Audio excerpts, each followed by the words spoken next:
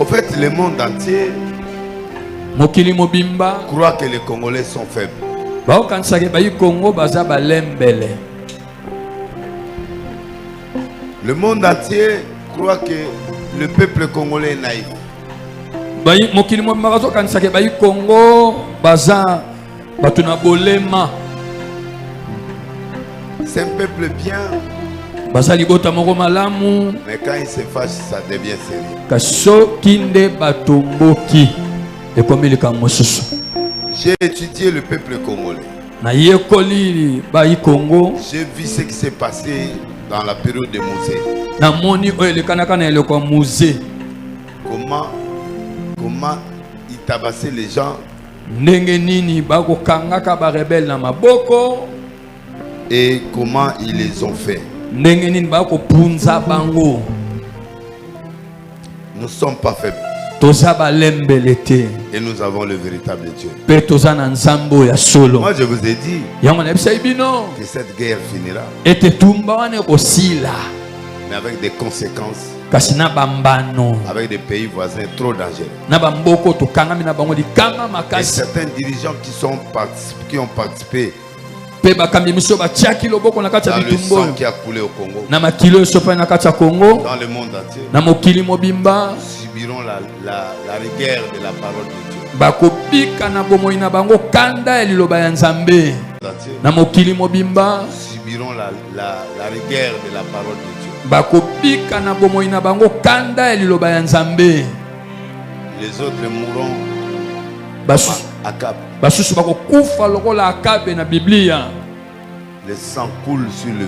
Makile ezotanga likola ya makalo. Ils vont subir des humiliations que je vis dans la vision qui n'est pas bon. Bakobika basonyo na moni na Et les moni se complices qui sont au Congo.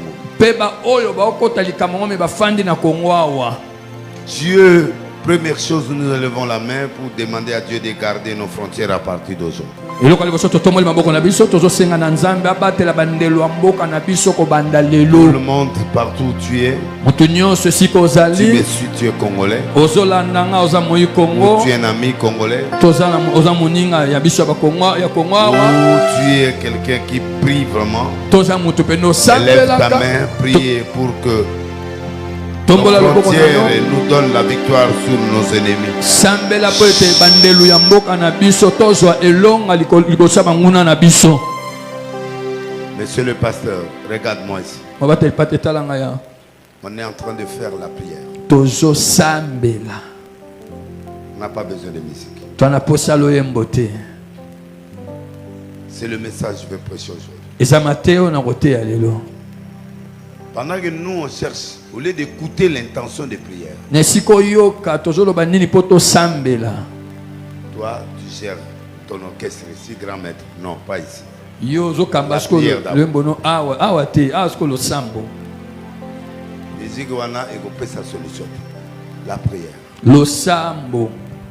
Zaki na danger lo beleki. Mais les Wazalendo et nos militaires, Bawazelo de pe bambolombo na ils biso. ils sont en route. Ils vont terminer au Rwanda. Bazana nzela bayi bakosukisa bitumbo tina Ils viennent Rwanda. de piéger l'armée rwandaise. Bauto tia mutambu na mapinga Rwanda. Et ils sont vers Kizengi, ils vont aller jusqu'au Rwanda. Baoke kizeni pe Ils ne sont pas doués au combat. Babi Au guérilla.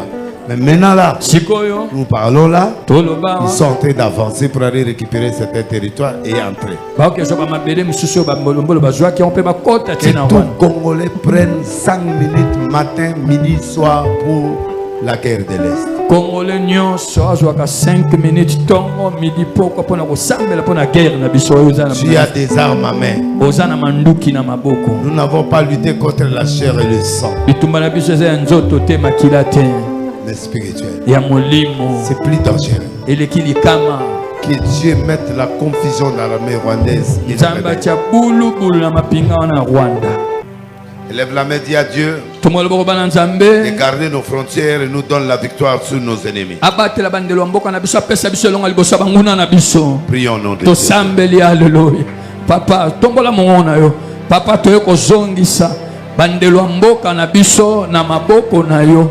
Oza Nzambe toza na moto akopesa te yango tomemeli yo bandelo ya mboka na biso papa batela Bible lobi soki yo bateli te oya ko batela asali mosala punda yango tokabi bandelo ya Kongo na maboko na yo tala Yesu mokonzi yo nde nzambe ya bana bitike Kongo totelemi na ngongo oyo lokola bana bitike kolele papa na biso eza yo batela bandelo ya mboka na biso pepesa biso elonga liboso ya banguna na biso liboso ya baoyo bazokana kaka kosopa makila bazokana kaka kolelisa bana mboka papa soki osali te mosusu akosala aza te soki obundeli biso te mosusu akobundela biso aza te na kombo na Yesu Masiya na kombo matondo Jésus. Que Dieu amplifie les bombes, les armes utilisées par nos frères et sœurs. Qu'il multiplie ça. Akomisa sumakasi ba bombe mandoki oyo ba ifardese ba ko salela qu'il entre dans ce combat. Akota na bitumboyo. Qu'il amplifie les armes, qu'il amplifie parce que comme il nous cherche. Akomisa sumanduki ana makasi koleka lokola ba monde bazo lukaka biso. On entre maintenant dans l'histoire. Biso skoto koti na kata lisolo ngo. Et dans le spirituel. Pena molimo et dans le physique. Pena nzoto. Prie pour que Dieu amplifie comme avec les lépreux. Il a utilisé ses pieds comme des armes. Qu'il fasse ça. Élève la main. Prie avec force et crie. Parle à l'Éternel. Prions notre Papa to sengi tel suko senge pana yo to sangadi lokola moto moko koya kolela liboso na yo nzambe kota likamboyo kota bitumboyo papa biso moko tokokoka te yango to sengi epana yo pesa manduki o basoda na biso bazosalela ezwa lisusu nguya soki ya makasi eza te papa toza na posa na yo sembola loboko na yo sembola loboko na yo esika bitumbe kozala papa tomone longa komisa manduki ya basoda na biso makasi biyane monisama bilembo monana na kombo na Yesu Masiya. Amen.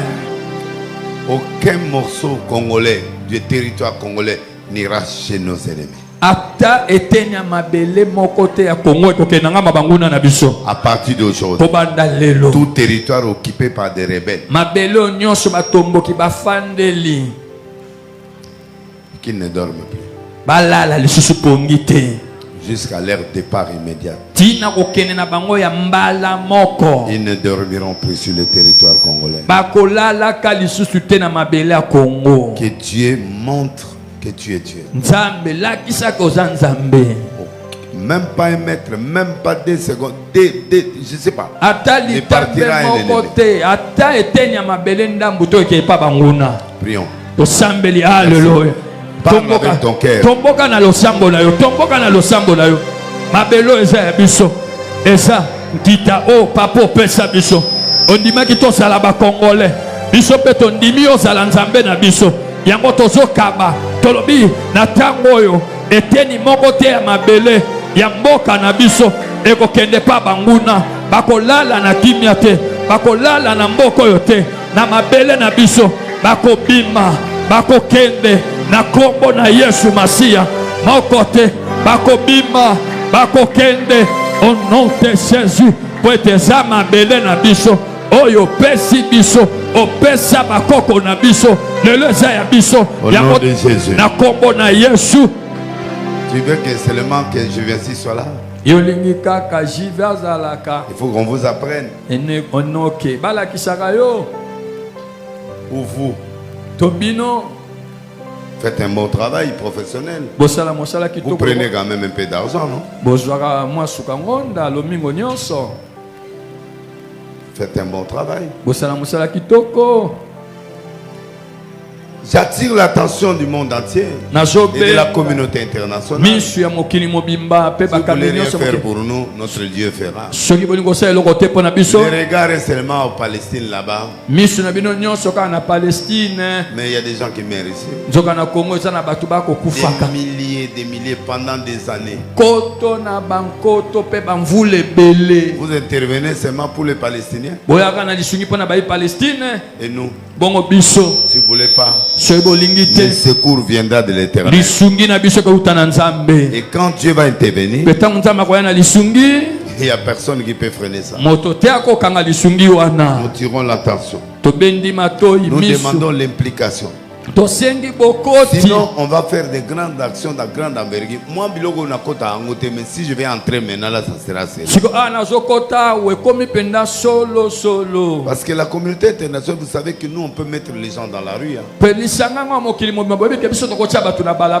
Jusqu'à dans vos ambassades. Et ça sera terrible. Et bientôt, là, on va faire entendre nos voix dans le monde entier. Nous voulons la paix. Ce sont des richesses que Dieu nous a mis sur la terre. Comme il vous a mis aussi. Pourquoi vous voulez seulement chez nous? Mais venez collaborer sincèrement. Vous gagnez, nous gagnons. Au lieu de nous maltraiter, Dieu est juste. À partir d'aujourd'hui, je déclare en tant que prophète des nations, je remets ce pays entre les mains de Jésus. Que Jésus prenne le contrôle au moment où nous parlons. Et que les gens voient de quoi Dieu est capable. Vous allez voir des morts. Vous allez voir des gens qui sont impliqués dans cette histoire. Comment Dieu va les tuer. Et Dieu va créer des confusions aux gens complexés extérieurement, communauté internationale et les hypocrites du Congo. Dieu va les frapper sérieusement. Observez. Pendant, à partir d'aujourd'hui, peu importe ce qu'ils vont faire, ils vont être tenus en échec. Et la communauté doit s'intégrer, doit s'impliquer dans l'agression, la gestion de cette agression que notre pays est victime. Je déclare la victoire du Congo au nom de Jésus. Élève ta main droite. Réclamez la victoire 7 fois. Dis victoire. Victoire. Encore. Victoire. Encore. Victoire. Encore. Victoire. Encore. Victoire. Encore. Victoire. Encore. Victoire. Au nom de Jésus. Dis Amen. Amen. Poussez des cris de victoire. Seigneur. Il faut qu'on pense à notre pays. Et pensons aussi à nos frères qui souffrent à l'Est.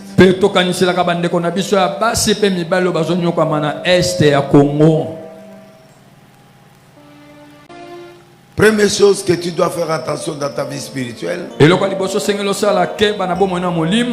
d'écouter ce que Dieu te dit. Président partenaire, le mercredi, je te dis ceci. Faites un geste. Et Dieu te bénira. Tu es parti m'acheter le kwanga, tu m'envoies. Est-ce que c'est normal? On ne peut pas donner à un leader ce que tu as déjà fait quelque part. Non, non. Ou tu achètes la chèvre, ou tu achètes le poisson, ou tu achètes quelque chose. Maman, le monde a changé. Hein?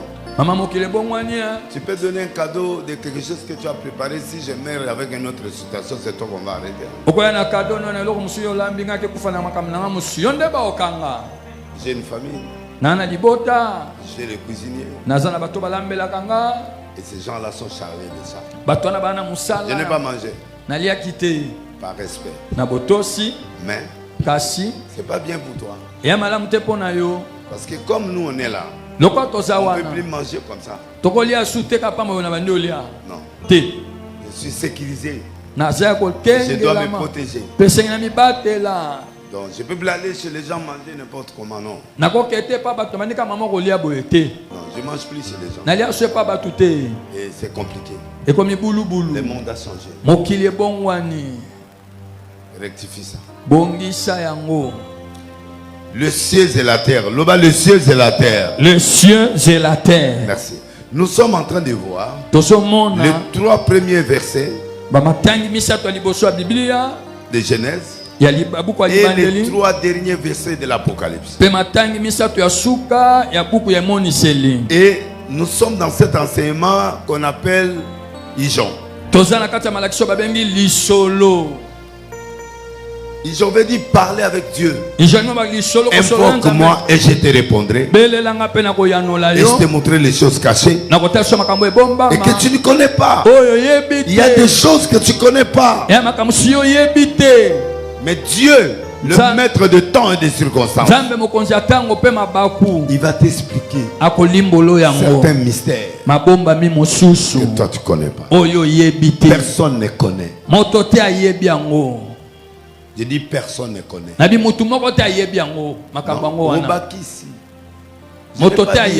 Voilà. Yango, ça devient autre chose. Dieu reste un mystère. Pourquoi? Parce qu'on ne le maîtrise pas. On ne le saisit pas. On ne le voit pas. Mais tu entends chaque jour à la télé. J'ai parlé avec Dieu. Alléluia. Quand Moïse a parlé avec Dieu pendant 40 jours, il est descendu. Les gens qui le voyaient, sa figure brillait. Croisez Dieu, tu restes la même personne. Demandez à Zachée, quand il a croisé Jésus, il l'a fait descendre, il l'a amené chez lui à la maison.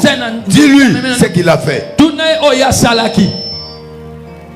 Des Bartimée ont croisé Jésus. Dis-moi ce qu'ils ont vu dans leur vie. Il était aveugle, il était mendiant, il a changé. Demande à Jésus. Ou demande au brigand qui était à la croix. Quand il a croisé Jésus, il est au ciel. Il attend. Le jour où on sera au ciel, vous le verrez. Demandez Barabbas. Quand il a croisé Jésus dans le chemin de la mort, les prisons sont ouvertes pour lui. Jésus est mort, lui il est revenu. Quel est le Dieu là que tu as croisé? Que tu parles avec. Que tu es la même personne comme je te vois là. Et les prophètes restent le même personne. Moi je me pose la question, quel est ce Dieu là?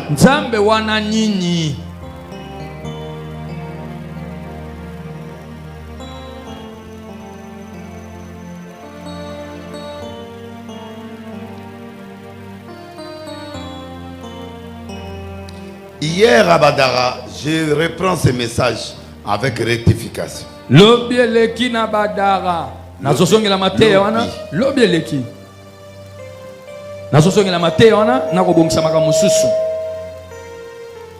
m'a dit de reprendre. J'ai préparé un message ici, Dieu me dit non. Je vais parler sur le ciel et la terre indépendants.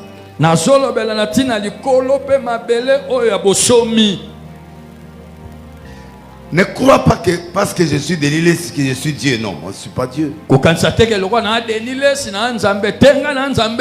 Je suis un canal.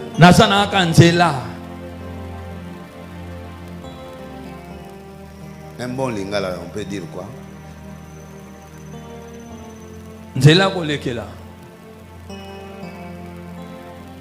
C'est pas vraiment. On doit moi lingala bien, on va expliquer ça.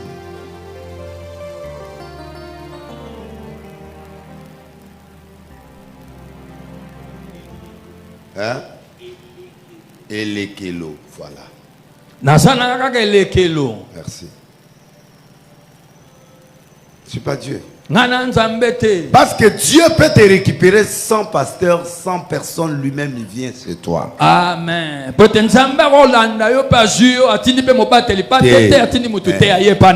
Dieu peut directement te contacter. Il l'a fait avec Paul. Il n'a pas utilisé personne. Il l'a tabassé sur la route. Il l'a rendu aveugle. Il l'a pris en charge lui-même. Il est entré quelque part. Lui-même a organisé. Qui va le délivrer? Qui va le baptiser? Qui va le former? Dieu n'est pas ton grand-père. Il est puissant. Et il est la solution lui-même. Si tu ne veux pas acclamer, il prendra des pierres pour acclamer. Sache ça. Et t'enorgueillis pas, serviteur. Si tu ne fais pas l'œuvre de Dieu, lui-même le fera. Amen. Qui a prêché Paul?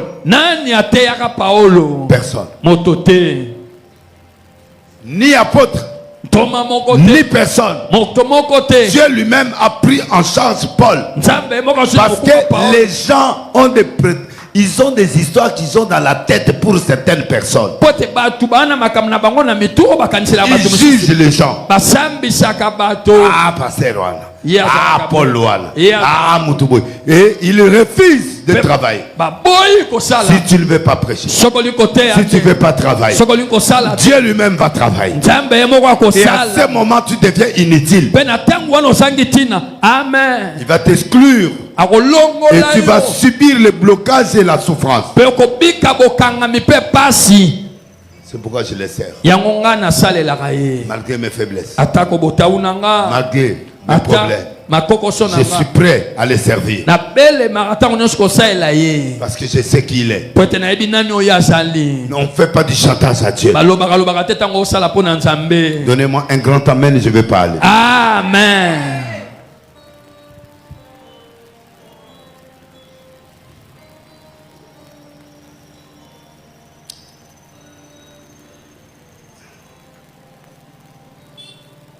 Acte chapitre 10. On lit et vous pouvez vous asseoir. Il y avait à Césarée un homme nommé Corneille. Centenier dans la cohorte dite italienne. Si on le met aujourd'hui général ou colonel ou général. Et cet homme était pied. Yoganga bien. Craignez Dieu. Avec toute sa maison. Tu l'as. Regardez ce monsieur. C'est un général. Hein? Et un général, souvent les gens disent qu'il ne prie pas. Beaucoup de gens jugent. Ils ont leur interprétation, leur opinion. Parce que le pharisien donne l'aspect des gens qui prient. Dieu n'a pas besoin des pharisiens. Il n'a pas besoin de l'aspect extérieur. Dieu a besoin des gens qui les craignent, même il est chez lui. Ils font du bien pour que les gens ne les voient même pas. La Bible dit en Galate, continuez à faire le bien. Vous moissonnerez au temps convenable. Amen. Amen. Merci. Amen. Galates chapitre 5. Merci.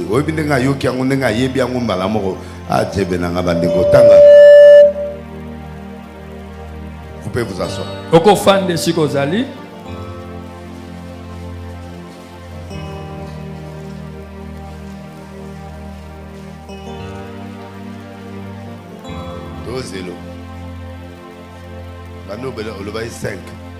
Non, on a vu Galates.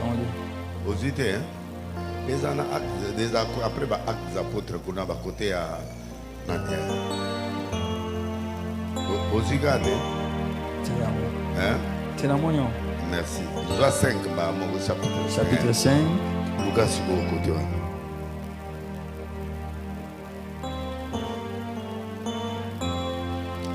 Koyok sanga sonete. J'ai mes caméras za mutuna. Yango.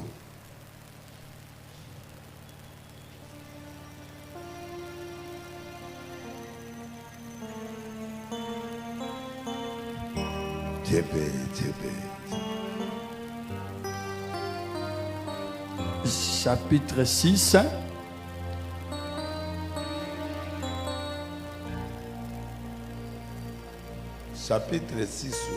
Chapitre 6, verset 9. Ne nous laissons pas de 5.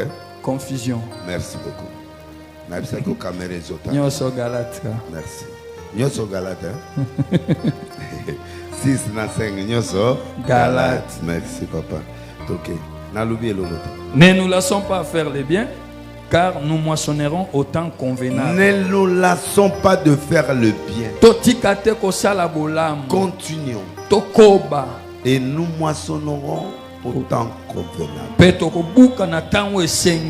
n'es pas Dieu pour réglementer les réponses et le timing.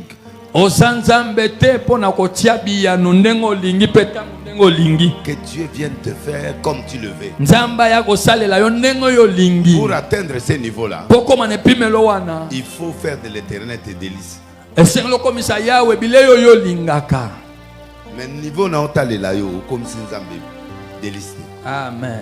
Poko mana niveau ko senga nzambe biloko yo lingi, il faut comme ça nzambe asa nani akoma biloko yo lingaka. C'est-à-dire nzambe akomi priorité na yo total. Nyonso ya yo esaye. Obi to aba courager ba ndimi neto zaka. Nzambe na besoin lupango. Obi ki yo yo ka sonete mama. Il faut le mombo omoni ba courage amana ba budena ba to ba teka na nzela. Ko zo ka ba courage wana te po nzambe a niveau wana ti. Amen. Fais de l'éternel tes délices. Et il te donnera ce que ton cœur désire. La priorité, c'est l'homme en général. Mais chaque jour, il fait des dons aux pauvres. Il prie. Il craint Dieu, lui et toute sa maison. C'est-à-dire qui est pasteur lui-même. Avec le paix qu'il a, quand tu as la foi comme le grain de sénévé, tu peux dire à cette montagne, ôte-toi. C'est-à-dire, Dieu ne compte pas la quantité. Dieu regarde toi comment tu t'investis pour lui. Comment tu t'investis sur la chose spirituelle. Quand l'heure de la prière arrive, comment tu réagis. Ah non, non, non. Il faut que Dieu te bénisse. C'est le pas seulement craindre Dieu. C'est-à-dire l'empressement que tu as. Le respect que tu as pour les choses de Dieu. La peur que tu as de rater un kill. La peur que tu as comme David en coupant l'habit de Saoul. Il dit c'est un oint de l'éternel. Ses amis lui disent tue-les. Il dit non, non, non, non, non. Regardez la crainte qu'il a pour couper l'habit. Pour dire que papa, mon Seigneur, tu veux me tuer. Mais regarde, je l'ai coupé, mais je tremblais pour te tuer. Dieu te me l'a donné. Je pouvais t'achever. Où est ton épée? Voici j'avais ça. Je pouvais t'achever. J'ai eu la possibilité, mais je ne peux pas le faire. Parce que Dieu m'a dit que tu es ouais. Mais Dieu l'a rejeté. Mais lui continue à le rejeter. Parce que lui n'est pas Dieu. Lui, il est son Seigneur. Son Seigneur. Mais Sur le plan spirituel, Dieu est Dieu. Il peut décider ce qu'il fait. Amen. Mais aïe ici David est comme on moto roto ça a été pour jamais. Il continue à respirer. Quand tu es chez toi, quand il est mercredi, comment tu gères ces jours-là? Tu t'en fous? J'ai pas de ticket. Je suis fatigué. Tu restes chez toi et ne demande pas mon Dieu. Parce que tu n'as rien. L'emplacement, le souci que tu as, ton souci pour l'œuvre de Dieu, si tu rates un kill, tu rates une offense, tu rates quelque chose de spirituel, comment tu es? Comment tu dors? Comment peux-tu dormir? As-tu demandé à ce monsieur s'il est serviteur de Dieu ou pas?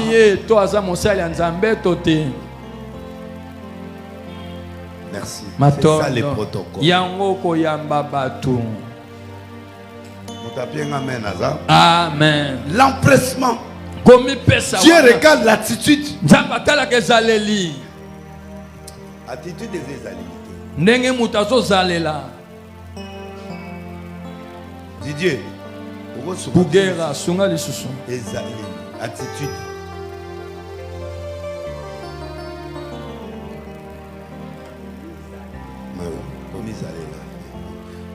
Ça passe. Donc, écoute-moi. Abraham, donne-moi ton fils. Dieu ne regarde pas le fils. Dieu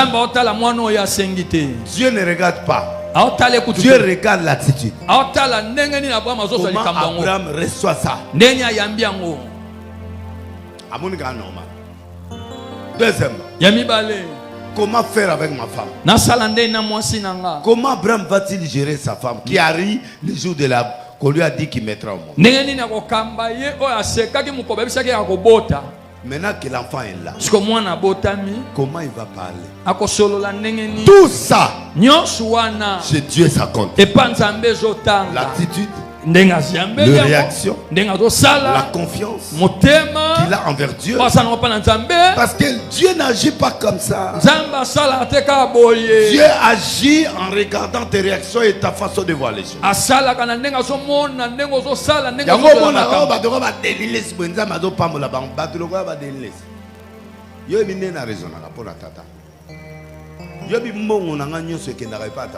Alléluia. Je lui donne tout.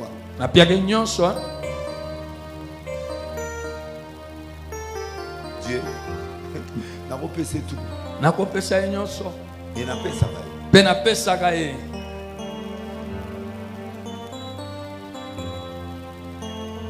Bampate wa pesinga ça dit banananga. Na famille nanga. Je m'empresse bala la ranzala te. Mi pesa. Il n'avait pas nanga le kota te. Pour moi nanga ndenga sana za priorité ba nanga de baza. Kuna matina wetu.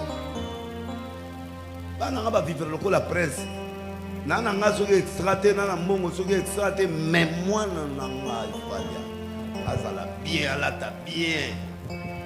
Na kota même magasin na poto penda na so mi da valise pour la bana. Eh. Ali akako. Grâce ezanga te. Nazanga nyoso sauf minéral. Amen. Nazanga nyoso sauf esengo na bango. Parce que soko yebi ko gérer brébité. Ata ya yote, okoyeba pe ko gérer ba brebis ya batute. Amen. Dieu regarde. Quelqu'un qui a souffert pendant 25 ans. Abalate. Abotame, abalame, abotate. Amen. Moi, ça a commis à 80, il y a commis à 100. Double ménopause, côté ana a fatigué. Alléluia. Zamaye nanda kona bi ozoboto. Maman na segabi o. Siko muto ana asaboti mo anaye. Yo oya ko expliquer mon bali que non ndenge za po yo muto memaki la libumote ngana âge à 80 ans na on mema zemi ya bana mibali na kati si na boti siko ya ko yebisa ka pesa ka mona na ko boma nzamba sengi ako bima wa nzamba wa bima Debe, ayate. Akobima Ye moka ya osala. alobela penga Que alinga boma mwana oyo Oyo a passé après 25 ans. ya libalo na botaka te Après, aboma ye. ayana monaï. Amen. Yo non obi bat basinya nzambe te. Abraham a compris qu'avec cette femme là, je dois être sage. Je ne dois pas rater. Je ne dois pas perdre ma femme. Je ne dois pas perdre Dieu. Là maintenant c'est l'invocation de la sagesse. La sagesse c'est la modération dans les actions. Amen. Pona mutuna ya pasa la ngai ya ka liboke bani tout ça bo tabalinga tabana pesoko abandeni ya bongo te fozonga penda pas bon nzambe. C'est une offrande que je lui ai demandé de faire. C'est une offrande ezali bonza nana mbongo na poche pona soba ta ditaba na pesi ndako na balambi yango na yebisio na podium ici. Awa quand je parle ici dans la zolo la lobaka wa il faut écouter. Seko yoka malamu.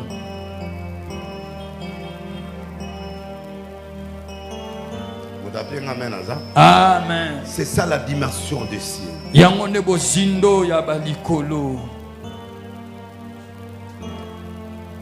Boya l'église tourisme te. Amen. Boya koyoka tata. Amen. Pevandi saye na kati. Amen. Pour vie eza na maboko na ye. Amen.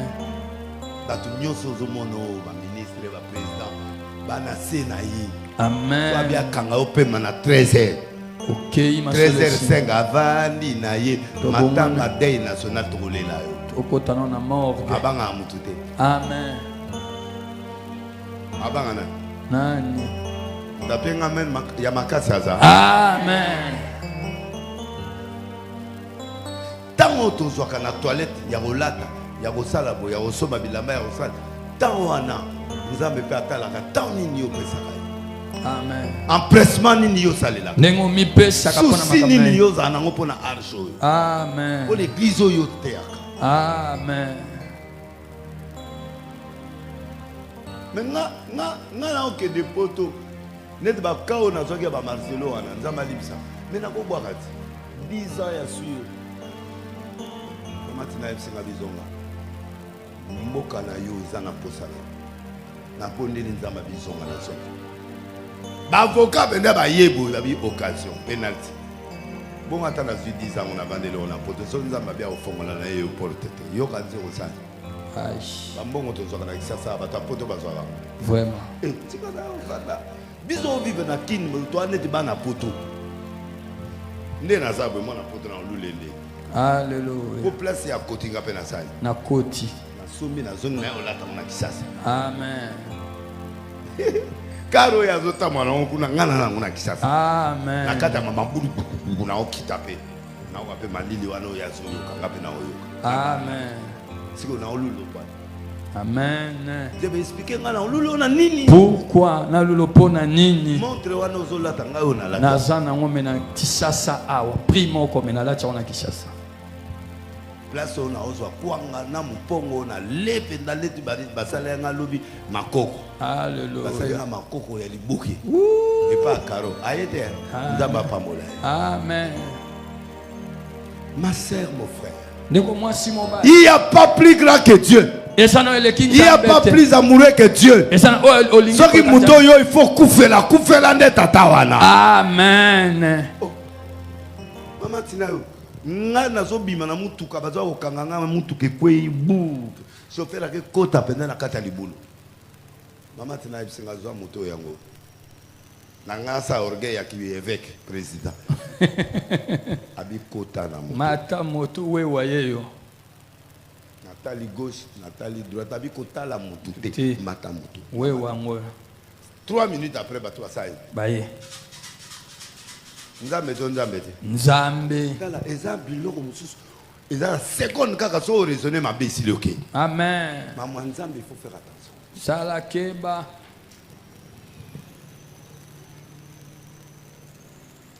nzambe so sa bigisi ne yo abigisi tant on a comme un aéroport na kutana ndeko leki ya passer Marcel Ah ok, ne peut voir avion mon nanga. Na barre eti na passer keno ya nani. Obi na barre ba ngona ke kontra boutique mo bona van nanga. Ta on a zongi na moni so ba bito mo na kiyo. Poto la kiso to la problème la yo te. Mbangu mbamba avion ka ke yakaka. To côté la carte d'avion to pesa ni so ba mbot. Lobi na banque na kuta na yesusu. Donc à Marcelo à pasteur on a changé ba numéro to soli boni pasteur on a à retraite tout ça na salué pasteur Marcelo Sikasa.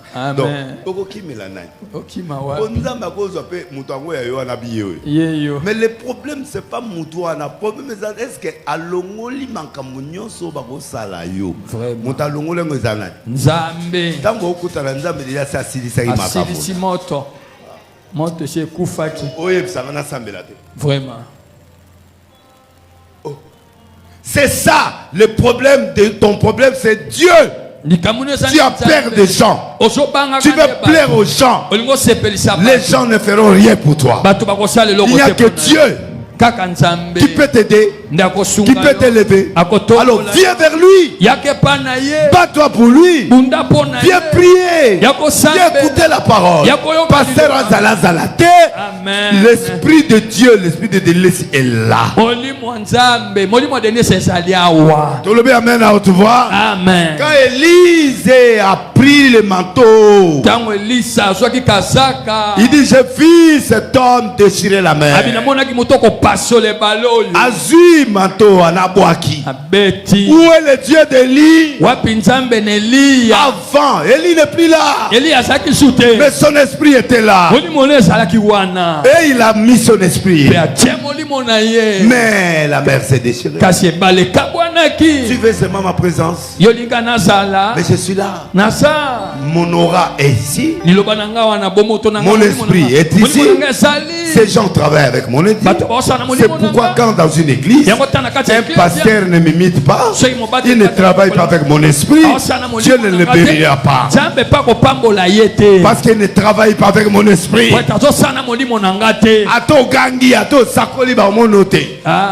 faut que mon esprit a Élie. L'esprit a Denis, c'est pas Nayo. Amen. Ne ba océdé. Yango mona osabo sa atam subo franda rien. Ngata mercredi ezakaka kuna batanga maman azab maman sere. Omona makamuti. Mais ce na yete ora offrande de 5000. Alléluia. Subo pia ngo prendre songa na ça. Parce que mon esprit est là. Mais chaque fois qu'un serviteur de Dieu veut déconner, il veut agir à son esprit. Et si matin. Amen. Amen. Amen. Amen. Alors il faut agir au nom de Nilesi. Vous avez bien amen Amen. Est-ce que vous pouvez amen à ma casse? Amen. Donc, dans l'église où il y a des tensions, il y a des guerres de leadership. Moutapé s'est dit une église n'a pas ça Dieu. On peut se dire mango pour aller au souffrir ni ngo les gars. La tike la raote. O tike la ngai. E bo siko. Ta na tike lo sike na lingako. Mais yo PR mo so baba yelo fraude ya dim, yebisa on te kedo pesa ngo epana. Et papa. To tia l'église papa o so. Amen. Maintenant yo bando lia ya quoi. Yo pe ministère peso sai. Et zo fionoka. Acclamez très fort. To betima boko alléluia. Seigneur. Amen. Donc, je suis en train de parler de ton indépendance et aussi ta fusion dans l'église. Il n'y a pas de pasteur. Il fait des dons. Comment il a gagné toute sa maison? Maman, Zoye Ayawa, l'église PDG à la raté. Atoza ministre ya finance, oza ministre ya soginine, ya Jean. Place ba ochayo ne place oyo. Okoto saponza mba. Maman koto saka munimi ndenge wanate. Tu dois placer quelqu'un là où il doit respecter. Atosa. Ataza na corona aya vana. Aya wa corona go travailler te. Muta osala, muta oza esprit wana azate. Amen. Bobanda kokoma lokola ngata tata na bino de lelesi. Atozano nani na obanga na ngayo te na otosa yo. Amen. Na otoso po esprit ya Nzambe eza. Amen. Mais na auto ça ote po yo adazete. O danser za nzambe. Amen. Eh, nzambe. Tika. Tuna mamatina. Joana singo nzamba biso na retraite na sa biloko mo pona bandunda. Ala na mbongo. Et puis ayi singa. Nzamba osala boitala la retraite de nzamba lobi boyego. Ta na ye na moni be mangama. Na pas mo minga na nzela mamona. To kondina ye pa mo kozimo. Mokozana ya mate fote be ayambi. To komiti na place mo kozana. Mokozana bimisi mbongo. Abi yo zelana. Azumbongo apesi mamatina. Juste calcul à logement, il y a nako, il y a place à louer. Après c'est juste mon asal. Ngayo pia ngazo $800. Mais après c'est 10 biloko to ekoki. Si toke pas bête. Abi olingini akomi. Abi da so maman tina. Dis-moi qu'est-ce que tu fais akomi. O ngana na ngote na opio te mais o ngana no. Après ça nyonso abizwa. Mais nous avons besoin de le même à toi, lui-même pourvoira. La fête est passée parce que Dieu l'a fait bailler. Amen. Quand Dieu dit quelque chose, ça s'accomplira. Amen. Yoto sakak. Amen. Ne résistez pas à Dieu. Mais et là on a retenu la corneille. 1. Piller. Craignant Dieu. 2. 3. Un homme de monde.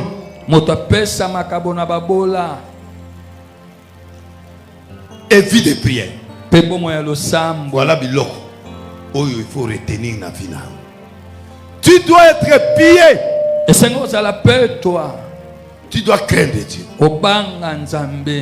Tu dois être une femme, un homme de sémence. Après, la vie de prière. Quand tu as ces 4 choses, le cieux de l'indépendance s'asseoir sur toi. Tu pries pas, tu pries pas. Tu pries seulement quand tu viens ici. Tu ne pries pas. Tu ne pries pas. Dieu ne t'écoute même pas parce que tu ne pries pas.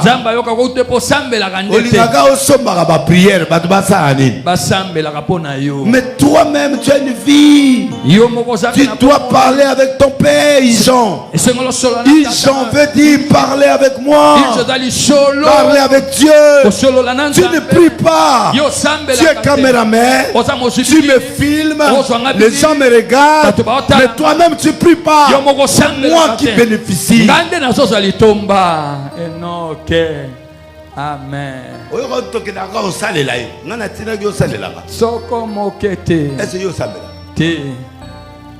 Amen. Papa, assemble Enoch.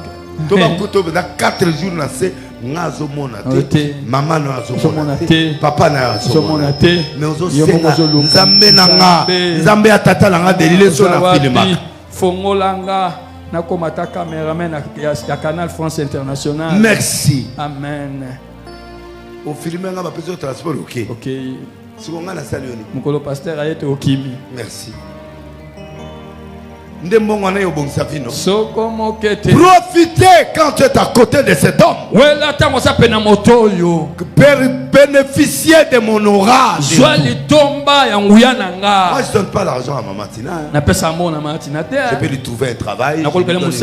Mais mon aura.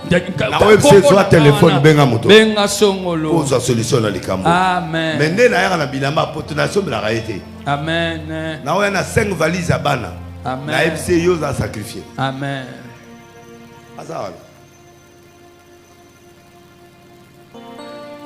Mais à vivre année. Amen. Balé qui n'est pas pour toi. Na monga suga zawa ke. Et tu as soumis balé, bah soumis balé, soumis ça, 5 carré à bana, babana. Le reste bac. En fait, Dieu, quand il te donne l'opportunité, si tu ne saisis pas, c'est passé. La vision, profitez de l'aura. Oza cameraman à Delilis. Oza pasteur de l'église à Delilis. Nazana kombo ya munene na monde. Amen. So oyebi yango te na yebiso yango lelo. Amen. Ndolo mati. Ayebisi mukozi wana be monde Delilis ndenge ozomona. Nana mona prophète lokola muto te. Si aye à l'aise. Si aye na ba condition. Mwamba lozo abete bilo esima. Amen. Quand il y a quelqu'un qui m'a dit na benga bina sala nini polo ba. Oh la la la la la la. Profitez. Amen. Nana nzambe ya solo. Amen. Profitez. Amen. Na lobi profitez. Au batelora. Amen. Élisée a sengi mongote. Il a dit, qu'est-ce que tu veux? Il dit le double de ce que tu as. Je te vis devant. Prophète de Baal. Je te vis dans telle dimension. Oziki saba soda ba yo kangayo. Oziki saba. 51 soldats. Yo. Oh là là. Et là on a zoluka. Yakwa. Amen. Baluka ka mbongo epe ya liberté. Amen. Baluka ka aura na puissance. Amen. Sozo luka mbongo nanga ozango te.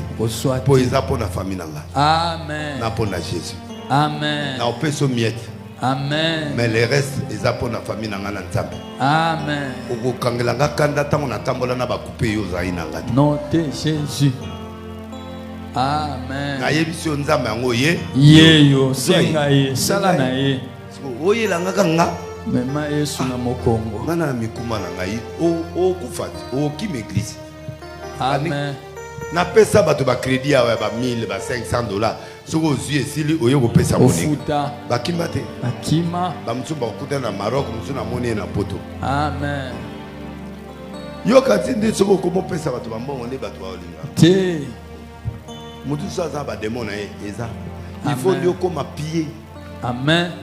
Mutema malamu moto bato apambolinga na travailler mbongo na sani. Na pesa. Bato musu ba sani. Bazwa. C'est pourquoi ma sœur, mon frère, église, les a place au basagana, ngote bachina nzambe te pour être clair. Amen. Au monde nga ba travailler nga pour ba yiba nga passe pour na fongwa matro. Pourquoi ba pasteur ba permet nga na ba chauffeur nga ba travailler nga ko nga mona zali muyibi akala nga mona zali mutu akala na ina makambo akala na yibi yango na biko luka mbongo na yibi ko yiba na yibi ko sabo na yibi retour. Yo yiba ande muyibi oyiba ande yo yiba muyibi ndenge ndenge ozoyela wana nga mpe na otimbe nazoyebaki nga mpe nasalaka boye tala ndenge azosala basala yango epai ya yuma nga moto na fongwama boye lokola Paul.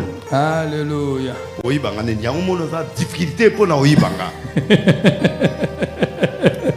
bato baki mercredi bomwa nde tokanga ye jebe te jebe akosi eka mona interprétation nakangaki awa te. Amen. Jebe ye mo atimbeli te akompare te vie oyo ake kozelanga eloko wapi na beti momo boye jebe akosi mo wana me apesi lingala me alokuta aloba ini aloba so etanda naluki mo etanda wana na comprendre yango te okomprendre me ngalo wana timbela na mutu akala na fongoli na bite wana okosi ye mpe andimi tolengi na biso eza na makambo. Amen. Donc Dieu ne me pas, tu peux pas mentir Dieu. Yokoko sanzambete. Nako wangana na misu na yo, menzambe ni nako wangana na misu na ite. Il me connaît. Il te connaît. Tout ce que tu manœuvres là, il connaît. Nyonso so sala na ayebi. Na mabo makasi no pe asani. Ayebi yango. Na ndengo kedai kopo wana. Ayebi. Ke okimiye. Amen. Mais ozi pe lodi. Amen. Banda yo banda to moni ata vélo libanda. Te. Ata moto omoni yango te mais mama tina singelo o mo abidi pasteur na bana no nyonso moto moko azwa esprit na yo ezali Clickson. Oui pour Clickson a ça là la place à bien mais à monter des voitures à zipe moto à sani à sombi. Donc er moso wuti mbongo na ya salaire sili aye kotambola kobula so moto na niveau ba jeep ateke ko salele. Ceux qui montent à un niveau à taxi, à Saléli. Ceux qui sont en moto, à Saléli. Ceux qui sont ici, mon man. Oh là. Au bijou, totalement, on a bu. La tournée, on a bu, oui, bien. nazo esprit na ponga na simba ba 300,000 na yo na ndako na simba ba 500 na simba mais eloko ne côté la ngambi mais tipo yo akenda bureau te ba mbongo azwanga ngo na tali ndenge ozoluka mbongo ponga kota ba 3h 4h mukolo moko be milliardaire moko be agangeli nga na bisi mama Tina c'est fini jo na obete mbata abi deni lesi siko pa mwa maka ata beto likofi sali ndima na tongo pe na kia kabenga 5,000 soki na beteke likofi donc na comprendre que pour la bénédiction na ngai il faut na sani na mikitisa amen saka na nga ne ba break na nga o break ya ko yiba yo mbongo mais relation muta opesa ngo ezana ni nzambe kotala lolelo te 203 kita na vandanya lobby tu vois le pasteur Rabi tu m'appelles pasteur mais tu me manques. Oh pasteur, pardonne-moi. Akomoya respect muke pour muta kosala mosala ne zakanga. Mais ma sœur, so ba fingio, essaye. Amen. Et kanga mia. Te. Il est qui? Elongwe. Lokola mbongo ezepa na ye, ngana kosala. Na kiti kaka.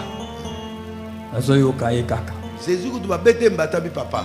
So na ba mabe. Sala bisangai. Mais boyete. On a kokotoli felo. Amen.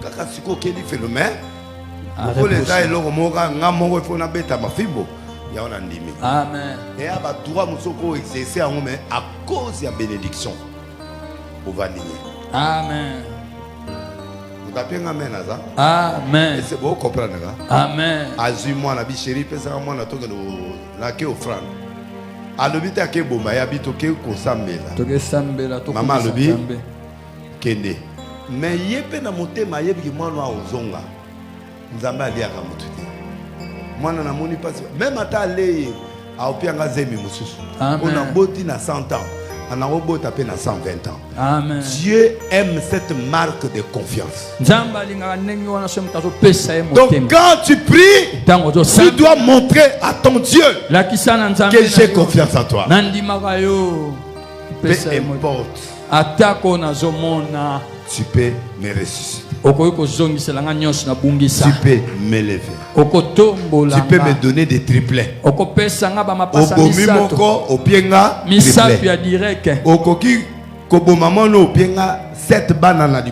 Amen. Donc, vous êtes capable de resani. Azuma. Aki. Nzamba otalai.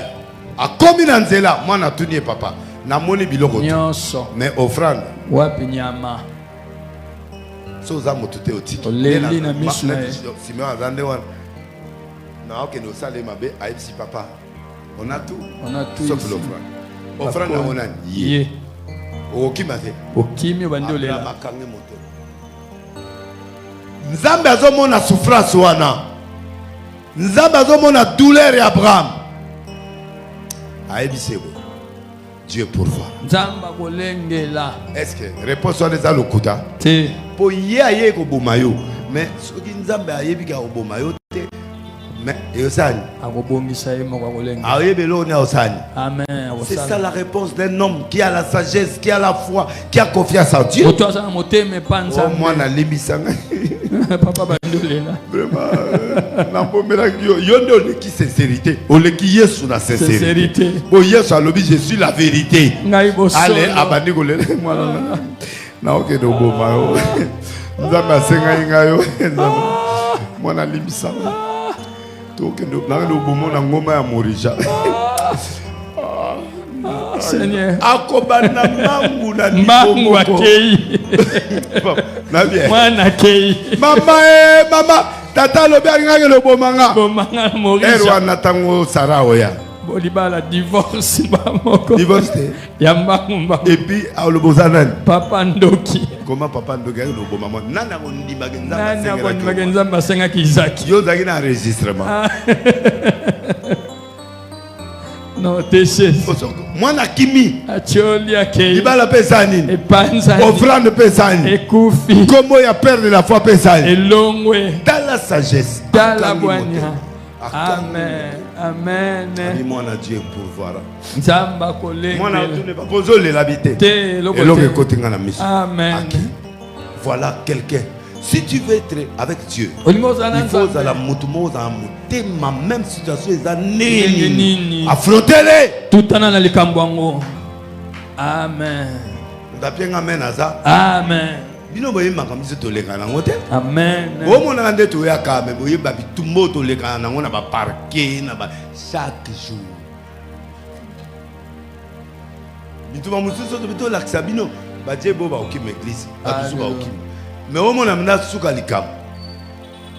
Jour ngana zo kufa na docteur ayebisi biso ta bengi mama tina bengi grand frère na be monde boza. Deliles. Toi ne lo ka osasite.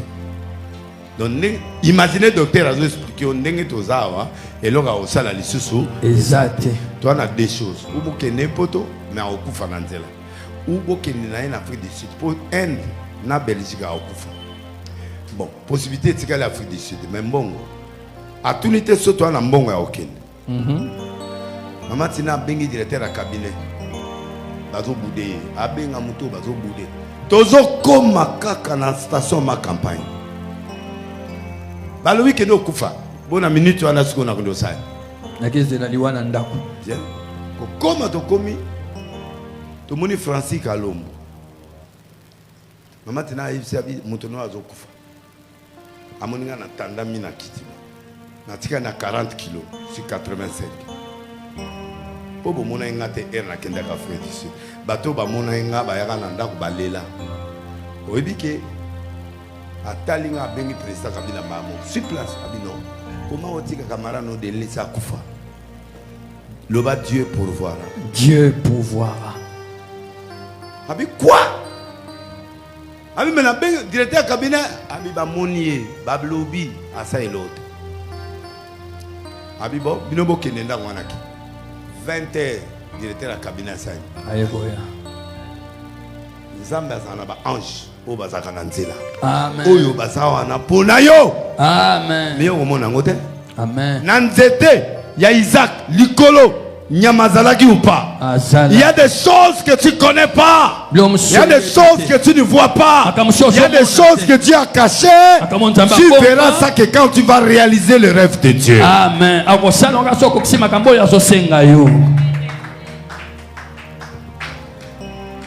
Dès ce temps de l'hôpital, tout le monde a dit Bayebaki est malade. Parce que Bakendaki match Mogo en Arabie Saoudite. On a aussi ça. On a bien président Tindi directeur cabinet va prendre en charge Malamogo Afrique du Sud. Amen. Mais le docteur Balbaï. Na quitté l'Afrique du Sud. Baniklet batutu ba olela. Po etango na yake na mwana iza na banana nga na kenda na bango. Yango moni Joas ana poto. Jour moi singa papa, tango na ya. Tu vas me laisser où? Nabi tu vas chez ton oncle Abino. Na komi mukolo. Faut que sika mon avant na sentir peke na papa pe na mukolo. Na bengi mama na ya. Ote ya mwana ngabi non. De toute façon azokola. Comme on a 18 ans. Faut vivre emo. Na 2500 € na futeli. Si les lois azaka na kada appartement ya bangage. Yemoko alala emo. Na ko privé ye droit na yete. Amen. Faut à la l'aise. Amo na denilis. Tolobe amen na autre. Amen. Voilà la l'aise. Yemoko so ke na chambre alembi akocha alembi akema alembi. Alembi fo lemba po ngai na fuluki Yesu po yalia bana ngabalia batanga bakende avant. Tout le bien amen. Amen. Ma raison d'être c'est ça. Tina nanga ko sana bomo yango wana. Je m'en fous. Etalingate 2500 wana ezelon. Amen. Modapenga amen aza. Amen. Na somba jeep moko le même jour 20 000 so combien wana. Ekufa le même jour. Amen. Si le leza na garage. Velar. Yasika. Toye salon na studio. To zongi to komi na station mon na lembana moteur recédé karasika ti lelo natamona ngwata mukolo mote bomona ngope awate ya la garage ese muda comprendre ngaza amen siko mbongo wane keke na bosiko mwana nanga po alala ye moko eza problème soko mokiti ya na lala Amen. Mutu mwa benga me yo ngabiti mokona ozwanda kwa libela mais en attendant alala la noa. Amen. Lobi na bise luka mususu. Po wana salon eza muke. Luka mususu. Comme maman na zoya bo vandane azwa bo fêter anniversaire. Moi maman boti moi na botami le 8. Atini ngaka message ndena abo ifona lo fêter na mwana na ngai. Amen. Ane lo lo batrote. Muta obunda sikona. Papa. Oseke. Amen. Ya makambo betina. Amen. Yeba na tempe